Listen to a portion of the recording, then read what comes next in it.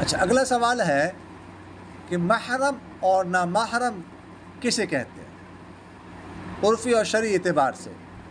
بیوی محرم ہوتی ہے نا محرم؟ دیکھو آپ اصل میں یہ جو اشکال پیدا ہوا ہے نا، یہ مثلا میرے خیال میں شاید محرم اور ذی رحم محرم میں ہوا، ٹھیک؟ تو محرم جو ہے نا، محرم تو وہ ہوتے جس کے ساتھ کوئی بھی خاتون یا مرد جس کے ساتھ نکاح نہ ہو سکتا۔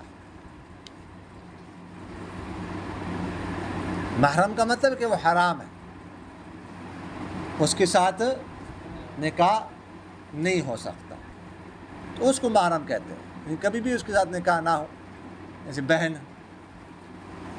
ٹھیک ہے، رضائی بہن وغیرہ ذالک۔